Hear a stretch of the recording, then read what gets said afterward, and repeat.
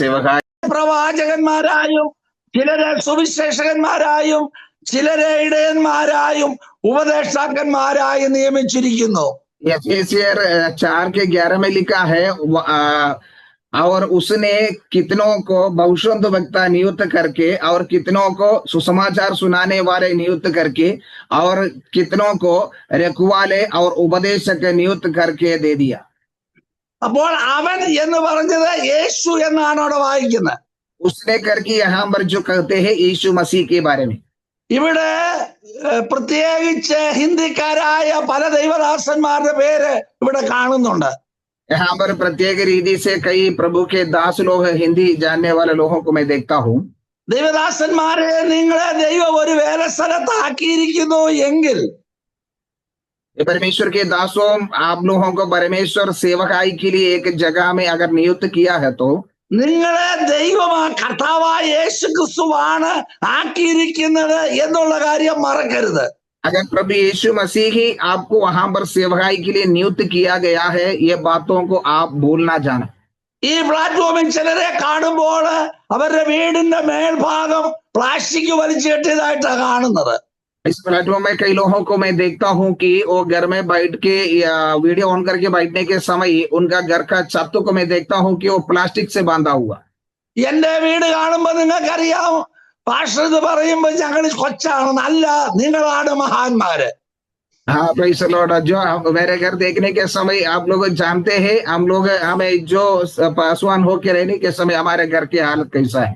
നിങ്ങൾ അതിനകത്ത് പ്രാർത്ഥിച്ചാലും ദൈവം കേൾക്കും, ഞാൻ ഇതിനകത്ത് പ്രാർത്ഥിച്ചാലും ദൈവം കേൾക്കും.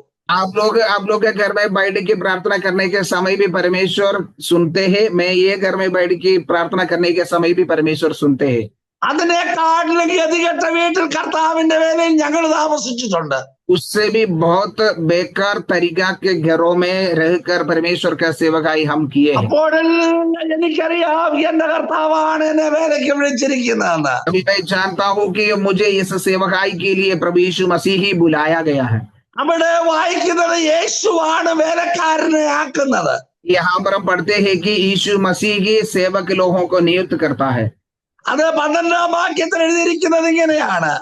12वां आयत में ऐसा लिखा है, അത് നാം എല്ലാവരും വിശ്വാസത്തിലും ദൈവപുത്രനെ കുറിച്ചുള്ള പരിജ്ഞാനത്തിലും ഐക്യതയിലും തികഞ്ഞ പുരുഷത്വവും ക്രിസ്തുവിന്റെ സമ്പൂർണതയായ പ്രായത്തിന്റെ അളവും പ്രാപിക്കുവോളം എന്നാണ് എഴുതിയിരിക്കുന്നത്.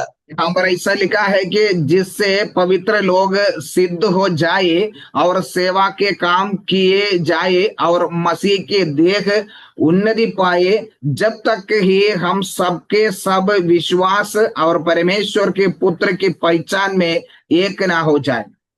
13-ാം വാക്യത്തിൽ എഴുതിയ വിശുദ്ധന്മാരുടെ യഥാസ്ഥാനത്തിനായുള്ള ശുശ്രൂഷയുടെ വേലയ്ക്കും ക്രിസ്തുവിന്റെ ശരീരത്തിന്റെ ആത്മീക വർധനയ്ക്കുമാണ് നിങ്ങളെ ദൈവം തമ്പുരാൻ ഓരോ സ്ഥാനത്താക്കിയിരിക്കുന്നത്. और एक सिद्ध मनुष्य न बन जाए और मसीह के पूरे दिल डोल तक न बढ़ जाए, उसके लिए परमेश्वर हमें बुलाए गए हैं. നിങ്ങൾ താമസിക്കുന്ന സ്ഥലം മോശമാണ്, ചെറുതാണെങ്കിലും യേശുവാണ് എന്നെ ഇവിടെ ആക്കിയിരിക്കുന്നത്. ദൈവത്തിനൊരു ഉദ്ദേശമുണ്ടെന്ന് നിങ്ങൾ മനസ്സിലാക്കണം. आप रहते हुए घर छोटा है और अच्छा नहीं है करके सोचेगा तो भी अब ये बातों को जानना है कि वहां पर सेवकाई के लिए परमेश्वर ही आपको नियुक्त किया गया है. നിങ്ങൾക്ക് ആഹാരമില്ലാതെ നിങ്ങളുടെ മക്കൾ പട്ടിണി കിടന്നാൽ അത് ദൈവനിയോഗമാണെന്ന് മനസ്സിലാക്കണം. अगर तुम्हें खाने के लिए भोजन नहीं है, बच्चे लोग भूखा पड़ा है, तो भी परमेश्वर आपको नियुक्त किया है, परमेश्वर ने आपको बुलाया है करके आप समझना. എന്റെ മക്കൾക്ക് കർത്താവിന്റെ വേലയുടെ സമയങ്ങളില് ഞാൻ പ്രാർത്ഥിച്ചു പച്ചവെള്ളം കൊടുത്ത ദിവസങ്ങളുണ്ട്. मेरे बच्चों को जब मेरे सेवकाई के समय में प्रार्थना करके भोजन हमें दिलाया हुआ कई सारे अवसर है. അങ്ങനെ നമ്മളെ യേശു തമ്പുരാനാണ് ആക്കിയിരിക്കുന്നതെന്ന് നമുക്ക് തോന്നുന്നുവെങ്കിൽ കഷ്ടം സഹിക്കാനാണ്, അതിലൂടെയാണ് ദൈവം വിളിച്ചത്. हमें यीशु मसीह की ये सेवकाई के लिए नियुक्त किया गया है, तो कष्ट उठाने के लिए भी उसने हमें बुलाया है करके हम समझना. അപ്പോൾ യേശു ക്രിസ്തുവാണ് നമ്മെ വേലയ്ക്ക് ആക്കുന്നത്. तो यीशु मसीह ही हमें सेवकाई के लिए नियुक्त किया है. അപ്പോസ്തല പ്രവൃത്തി 20-ാം അധ്യായത്തിന്റെ 28-ാമത്തെ വാക്യത്തിൽ 20-28 प्रेरितों के काम 20वां अध्याय उसके 28 आयत में നിങ്ങളെ തന്നെയും കർത്താവ് സ്വന്തം രക്തത്താൽ സമ്പാദിച്ചിരിക്കുന്ന ദൈവത്തിന്റെ സഭയെ മേയിപ്പാൻ പരിശുദ്ധാത്മാവ് നിങ്ങളെ അധ്യക്ഷരാക്കി വെച്ച ആട്ടിൻകൂട്ടം മുഴുവനെയും സൂക്ഷിച്ചു കൊള്ളുവീൻ. इसलिए अपनी और पूरे झुंड की चौकसी करो, जिससे पवित्र आत्मा ने तुम्हें अध्यक्ष ठहराया है कि तुम परमेश्वर की कलीसिया की रखवाली करो, जिससे उसने अपने लहू से मोल लिया है. അപ്പോൾ നമ്മള് അവിടെ വായിക്കുന്നത് പരിശുദ്ധാത്മാവാണ് അധ്യക്ഷനാക്കി വെച്ചിരിക്കുന്നത്.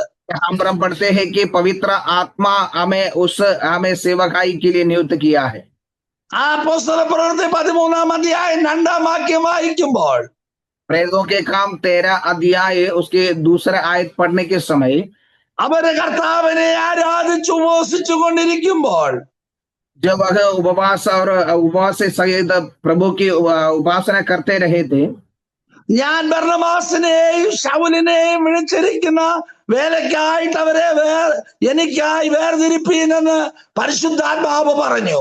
तो पवित्र आत्मा ने कहा, मेरे निमित्त बरनबास और शाऊल को उस काम के लिए अलग करो जिसके लिए मैंने उन्हें बुलाया है. അപ്പോൾ പരിശുദ്ധാത്മാവ് അവരെ വേലയ്ക്കായി വേർതിരിക്കുന്ന കാര്യം പറഞ്ഞു. तो पवित्र आत्मा उन्हें सेवकाई के लिए अलग करते हुए बातों को कहा. അങ്ങനെ അവർ ഉപവസിച്ചു പ്രാർത്ഥിച്ച് അവരുടെ മേൽ കൈവച്ചു അവരെ കർത്താവിന്റെ വേലയ്ക്കായി പറഞ്ഞയച്ചു.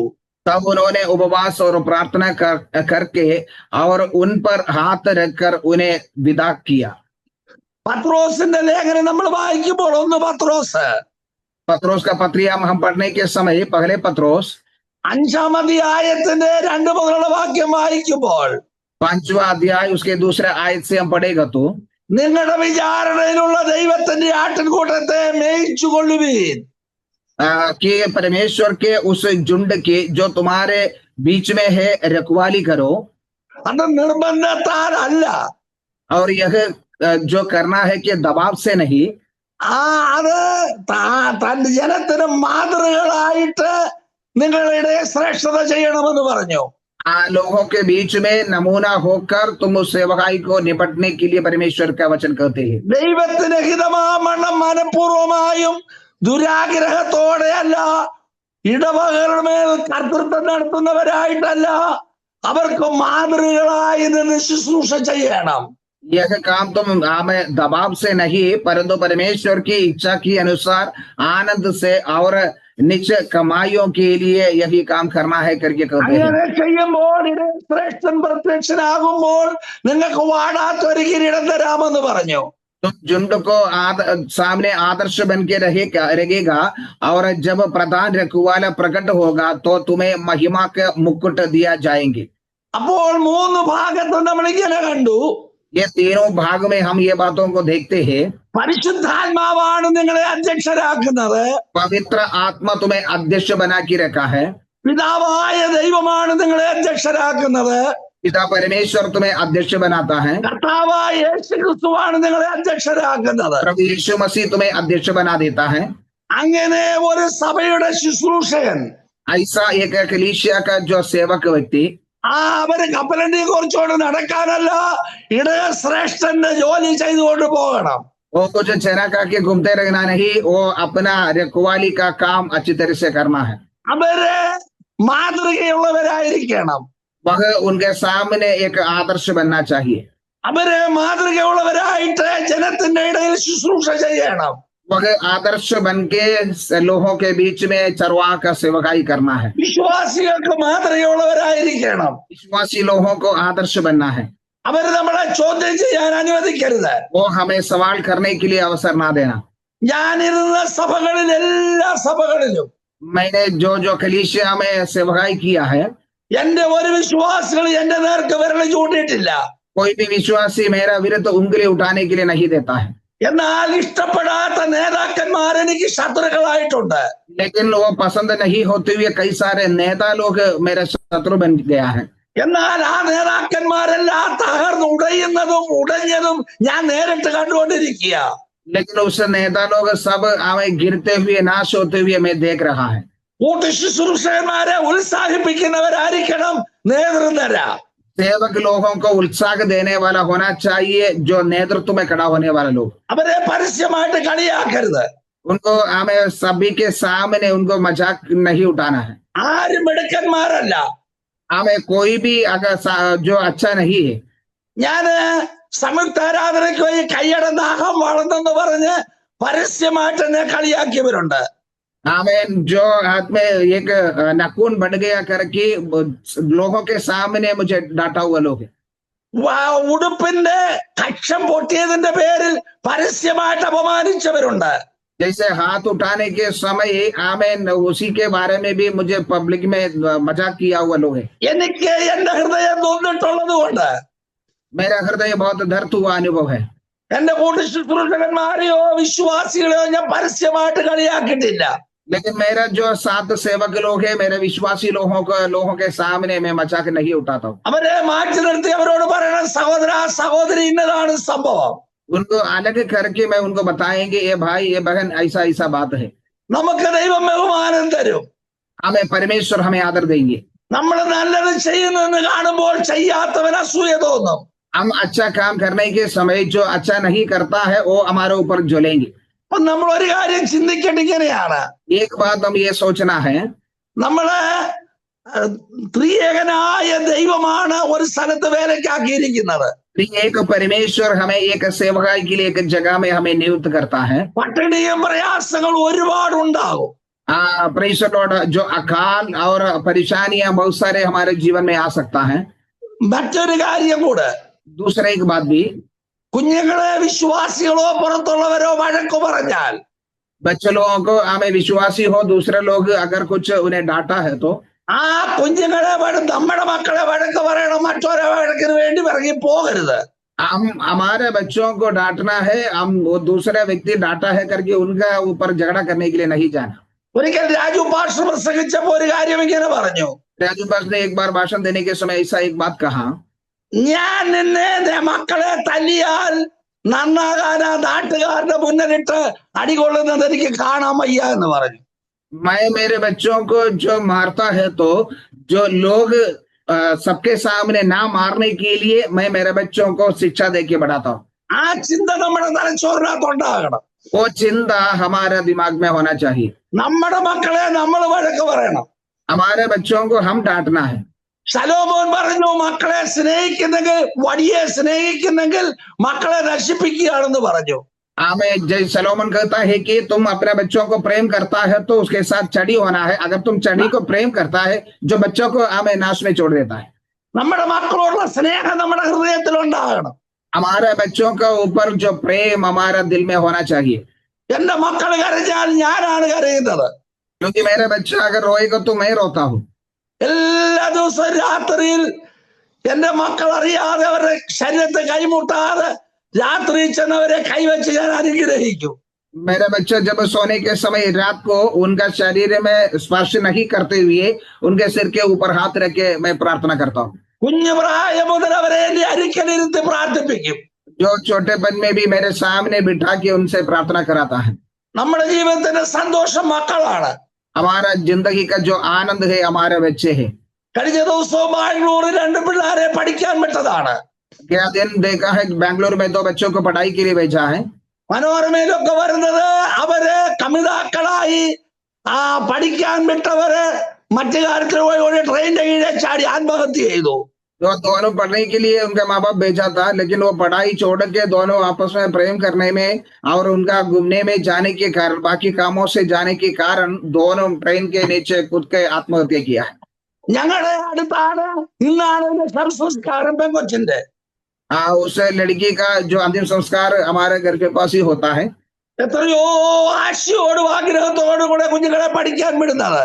हमें कितना खुशी की आशा के साथ उन बच्चों को पढ़ाई के लिए भेजते हैं. ഇന്ന് മാത്രം ലോൺ എടുത്തും ഭാരം അനുഭവിച്ചുമാ പഠിക്കാൻ പോകുന്നത്. कितना लोन लेके और खर्च उठा के उस बच्चों को पढ़ाई के लिए भेजता है. എന്റെ മക്കള് 2 പേരും मेरा दोनों बच्चे हैं. എന്റെ ജ്യേഷ്ഠത്തിയുടെ 2 മക്കളും കൂടെ मेरे जो बड़ी बहन के जो बच्चे लोग हैं, അവർ രണ്ടുപേരും ബറോഡായിൽ വെച്ച് ഒരു മുറിയിൽ ഇരുന്ന് ഭക്ഷണം കഴിക്കുക. उन लोग एक साथ बड़ौदा में एक घर में बैठ के खाना खा रहा था. അവര് ഭക്ഷണം കഴിച്ചുകൊണ്ടിരിക്കും. കൊച്ചു കുഞ്ഞുങ്ങള് പാത്രത്തിന്റെ നടുക്കൂന്നാണ് ചോറെടുക്കുന്നത്. क्योंकि बच्चे लोग जब भोजन करता है, खाना खाने के समय बर्तन के बीच में से खाना उठा के खाता है. അപ്പോൾ മറ്റേ ആളിന്റെ പാത്രത്തിൽ നിന്ന് ചോറ് താഴെ വീണു. तो बाजू वाले के जो बच्चे का बर्तन से चावल नीचे गिरा. ഉടനെ എന്റെ മോനെന്ന് കുഞ്ഞാണ്, എനിക്ക് തോന്നുന്നു ഒരു 4 വയസ്സിന് ആസ്പാസേ ഉള്ളൂ. पास्टर का जो बेटा है उस समय छोटे थे, 4 उम्र का लगभग है. എന്റെ മോൻ പെട്ടെന്ന് ജ്യേഷ്ഠത്തിയുടെ മോളോട് പറഞ്ഞ ചോറെടുക്കാൻ പറഞ്ഞു. पास्टर का बेटा ने बेटी से कहा जल्दी वो चावल उठाओ. അപ്പൊ എന്റെ അവള് പറഞ്ഞു നിലത്ത് വീണ് ചാട്ടുന്നത് ഞങ്ങൾ ചോറ് കഴിക്കത്തില്ലെന്ന് പറഞ്ഞു. उसने ये बोला है, बेटी ने ये बोला है जो नीचे गिर गया हुआ चावल मैं नहीं खाऊंगा. എന്റെ മോൻ പറഞ്ഞു എന്റെ പപ്പ കാണരുത്, അതിനു മുമ്പേ എടുക്കാൻ പറഞ്ഞു. बेटा ने बोला पप्पा देखने के पहले वो उठा लो. അപ്പോൾ പറഞ്ഞു എന്റെ പപ്പ കരഞ്ഞ് പ്രാർത്ഥിച്ച് കിട്ടുന്ന പൈസ കൊണ്ട് മേടിക്കുന്നതാണ്, ഞങ്ങൾ കളയത്തില്ലെന്ന് പറഞ്ഞു. हमें बेटा ने कहा हमारा पप्पा रो रो के प्रार्थना करके लेते हुए ये खाना है, ये खाना को वेस्ट नहीं करना है.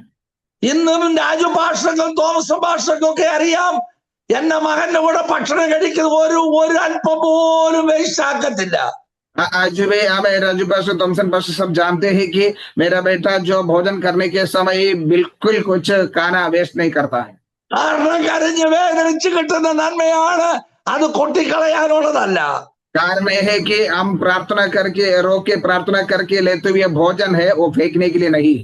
ദൈവദാസന്മാര് ജാഗ്രത ഉള്ളവരായിരിക്കണം. परमेश्वर के दास लोग ये जागृति होना चाहिए. നിങ്ങളെ തന്നെ കർത്താവ് സ്വന്തം രക്തത്താൽ സമ്പാദിച്ച ആട്ടിൻകൂട്ടത്തെ മേയിക്കുവാൻ പരിശുദ്ധാത്മാവ് നിങ്ങളെ അധ്യക്ഷരാക്കി വെച്ചിരിക്കുകയാണ്. हमें तुम्हें भी और तुम्हें हमें जो नियुक्त किया हुआ, तुम्हारे साथ जो भेड़ों को रखवाली करने के लिए परमेश्वर तुम्हें नियुक्त किया गया है. പിതാവായ ദൈവമാണ് നിങ്ങളെ ആക്കുന്നത്. पिता परमेश्वर ने तुम्हें वहां पर नियुक्त करता है. പരിശുദ്ധാത്മാവാണ് നിങ്ങളെ ആക്കുന്നത്. पवित्र आत्मा तुम्हें वहां पर रखा हुआ है. ദൈവം നമുക്ക് തന്ന ആയുഷ്കാലമൊക്കെയും ഭയം കൂടാതെ കഴിയണം. परमेश्वर हमें दिया हुआ जो आयु है बिना डर के हम बिताना चाहिए. നമ്മളെ ഒരാൾ ചോദ്യം ചെയ്യരുത്. हमें कोई सवाल नहीं करना चाहिए.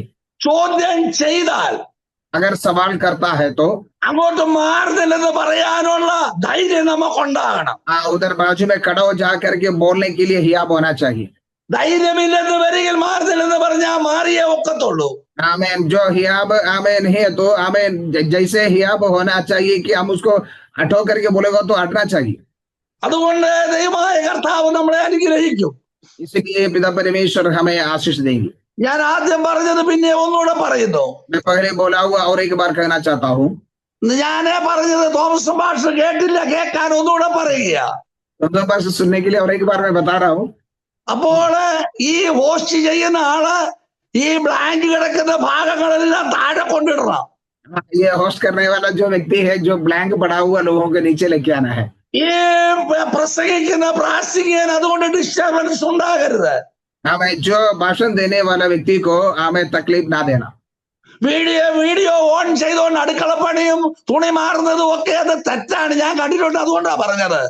जो वीडियो ऑन करके किचन के काम करते हैं और कपड़ा बदलते हैं, ये सब काम गलत है क्योंकि मैंने देखा हुआ है. ഇതൊരു ആത്മീക ജാഗ്രതയുടെ കാര്യമാണ്. ये आत्मिक जागृति के विषय है. നമ്മുടെ ശ്രദ്ധ അങ്ങോട്ടങ്ങ് പോകും. हमारा ध्यान वहां यहाँ जाएंगे. നമ്മൾ ലോകത്തിന്റെ പലയിടങ്ങളിൽ നിന്നാണ് കൂടുന്നതെങ്കിലും ഒരു പ്ലാറ്റ്ഫോമിൽ ഒരു സ്ക്രീനിലാണ് നമ്മൾ വരുന്നത്. दुनिया के अलग अलग जगह से हम जुड़ता है तो भी एक ही प्लेटफॉर्म एक ही स्क्रीन में हम आते हैं. അത് നമ്മൾക്ക് ശുശ്രൂഷയ്ക്ക് ഡിസ്റ്റർബൻസ് ഉണ്ടാവും. अपना सेवकाई के लिए वो रुकावट हो जाता है. ദൈവത്തിന്റെ കൃപ നമ്മളോടുകൂടെ ഇരിക്കട്ടെ. परमेश्वर की अनुग्रह हमारे साथ बनी रहे. എനിക്ക് സമയം അനുവദിച്ച ദൈവദാസനും ദൈവമക്കൾക്കും ഞാൻ നന്ദി പറയുന്നു. मुझे समय दिया हुआ प्रभु के दास दासी लोगों को मैं धन्यवाद देता हूँ. ചിലരോടുള്ളതായ വാത്സല്യത എനിക്ക് വളരെ കൂടുതലുണ്ട്. ചിലരോടുള്ള വാത്സല്യത എനിക്ക് വളരെ കൂടുതലുണ്ട്. कुछ लोगों के ऊपर मेरा प्यार ज्यादा है. കാരണം അവർ മറ്റുള്ളവരെ എൻകറേജ് ചെയ്യുന്നത് കൊണ്ടാണ്. क्योंकि वह दूसरों को भी प्रोत्साहन देते हैं. ഞാൻ എന്റെ മോനെ വിളിച്ചിങ്ങനെ പറഞ്ഞൊരു പ്രാവശ്യം, एक बार मेरे बेटे को बुलवाकर मैं ऐसा कहा, രാജു പാസ്റ്റർ പ്രസംഗിച്ചപ്പോൾ ഒരു ദിവസം ഇങ്ങനെ പറഞ്ഞു, राजू पास ने भाषण देने के समय ऐसा कहा है, എനിക്കിവിടെ പാസ്റ്റർമാരെ ഒരു മീറ്റിംഗ് സോണിന്റെ നടത്തണം. मुझे एक पासवान लोगों का एक मीटिंग चलाना है. അദ്ദേഹത്തിന്റെ പഴയ ഒരു വിശ്വാസിയെ വിളിച്ചു പറഞ്ഞു, എനിക്ക് പൈസയ്ക്ക് ആവശ്യമുണ്ട്. उनका एक पुराने विश्वासी को फोन करके बोला, मुझे कुछ पैसा का जरूरत है. ഉടനെ 50,000 രൂപ അക്കൗണ്ടിട്ട് കൊടുത്തു എന്ന് പറഞ്ഞു. उसने 80,000 रुपया पास्टर के अकाउंट में डाल के दिया है. എന്നോട് പറഞ്ഞതല്ല, ഈ പ്ലാറ്റ്ഫോമിൽ പറഞ്ഞതാ. मुझे बोला हुआ नहीं है, इसी प्लेटफॉर्म में बताया था उसने. തോമസ് പാസ്റ്റർ അദ്ദേഹത്തിന് വേണ്ടുന്ന സകല സപ്പോർട്ടും ചെയ്തു കൊടുത്തു. थॉमसन पास्टर ने वहां पर जो सेवकाई कराने के लिए सभी अगुवाई करके दे दिया है. അദ്ദേഹം സജൻ പാസ്റ്ററുടെ പേരും എടുത്തു പറഞ്ഞു. सजन पास्टर का नाम भी लेके बोला है. നമ്മൾ ക്രിസ്തുവിന് വേണ്ടി ചെയ്യുന്നത് ആത്മാർത്ഥതയിൽ ചെയ്താൽ മറ്റുള്ളവർ നമ്മളെ വീക്ഷിക്കുകയും സഹായിക്കുകയും ചെയ്യും. हम मसीह के लिए जो कुछ काम करते हैं दिल से करेगा तो दूसरे लोग देखेंगे, उन लोग हमें मदद भी करेंगे. ദൈവം നോക്കുന്നത് നമ്മുടെ ഹൃദയത്തിന്റെ ആഗ്രഹങ്ങളാണ്. परमेश्वर उनका हृदय का इच्छाओं को देखते हैं. നമ്മുടെ താല്പര്യങ്ങളെ ദൈവം അറിയുന്നുണ്ട്. हमारे इच्छाओं को परमेश्वर जानते हैं. നമ്മുടെ വിഷമങ്ങളെ ദൈവം അറിയുന്നുണ്ട്.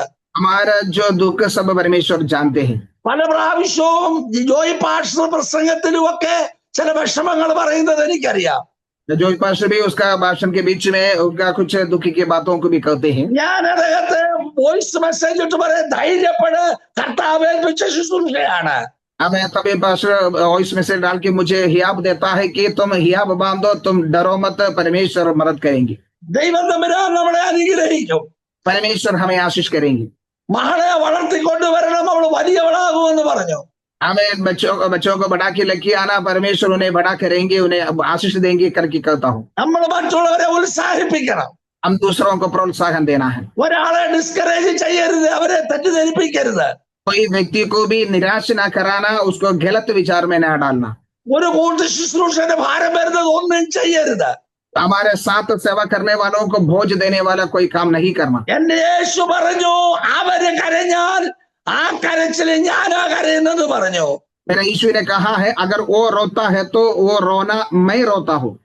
ഞാൻ രാവിലെ പറഞ്ഞു തന്നത് मैं सुबह ये बताते हुए बात ही, ഒരു ശാസന പോലെ ഇരിക്കട്ടെ എന്നും हमें डांटते हुए जैसा रहने दो, ഒരു ഉപകാരം പറഞ്ഞു തന്നു എന്നും हमें हमारे लिए फायदा का कुछ बातें बताया जैसा, എന്റെ ഗുണത്തിന് പറഞ്ഞു തന്നു എന്നും मेरा अनुभव से जो बताया है करके, എന്റെ ജീവിതത്തിൽ കർത്താവിന്റെ വേലയുടെ ഇന്ധനമാണ് പറഞ്ഞു തന്നതെന്നും मेरा जो सेवकाई में प्रभु के सेवकाई के लिए इस्तेमाल होने वाला विषयों को मैं बताया जैसा, കർത്താവ് നമ്മളെ അനുഗ്രഹിക്കുമാറാകട്ടെ.